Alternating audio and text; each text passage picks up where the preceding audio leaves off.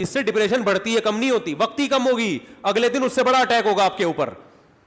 سارا دن پھر یہی کرتا رہے گا. ایسے ایسے لڑکے آ کے بتاتے ہیں کہ آدمی حیران ہوتا ہے, یار تمہاری ہڈیوں میں اتنا جوس کہاں سے آیا, تم مر کے ختم ہو جاؤ گے اللہ کے بندو.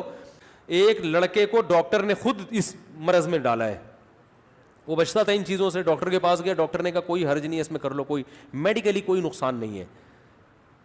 میڈیکلی بھی نقصان ہے, حقیقت ہے, یہ کہنا کہ میڈیکلی نقصان نہیں غلط ہے, اور ذہنی طور پر تو بہت نقصان ہے. دیکھو لوط علیہ السلام کی قوم جو برائی کرتی تھی اس سے میڈیکلی کوئی نقصان نہیں تھا, لیکن وہ بیچارے نکاح کے قابل رہے نہیں. وہ کہنے ما لنا فی بناتک من حق, اے لوط ہمیں عورت سے نکاح میں دلچسپی ہی ختم ہو گئی ہے. تو یہ کتنا بڑا نقصان ہے کہ نہیں ہے.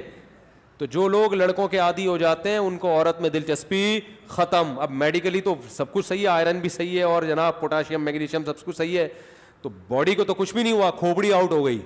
تو یہ جو حرکت ہے نا, ہینڈ پریکٹس, اس سے بھی انسان مینٹلی کیا ہو جاتا ہے, بہت ڈسٹرب ہوتا ہے, جس سے جو نیچرل ایک پروسیس قدرت نے رکھا ہے, خدا نے رکھا ہے, وہ بہت برے طریقے سے متاثر ہوتا ہے اس عمل سے.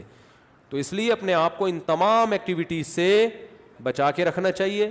اور پاک دامنی والی زندگی وہ یہی ہے کہ جلد سے جلد, میں تو کہتا ہوں لڑکا بالغ ہو, ماں باپ کو چاہیے فوراً شادی کر دو اس کی, اس طرف اس کو آنے ہی نہ دو. اور اس کے غلط ہونے کی ایک بڑی دلیل یہ بھی ہے کہ جس نوجوان نے دوسروں سے نہ سنا ہو یا بر وقت شادی ہو گئی ہو, وہ کبھی یہ کام نہیں کرتا, اس کا کبھی دماغ جائے. اس سے ڈپریشن بڑھتی ہے, کم نہیں ہوتی. وقتی کم ہوگی, اگلے دن اس سے بڑا اٹیک ہوگا آپ کے اوپر. سارا دن پھر یہی کرتا رہے گا. ایسے ایسے لڑکے آ کے بتاتے ہیں کہ آدمی حیران ہوتا ہے, یار تمہاری ہڈیوں میں اتنا جوس کہاں سے آیا, تم مر کے ختم ہو جاؤ گے اللہ کے بندو. ایک لڑکے کو ڈاکٹر نے خود اس مرض میں ڈالا ہے, وہ بچتا تھا ان چیزوں سے.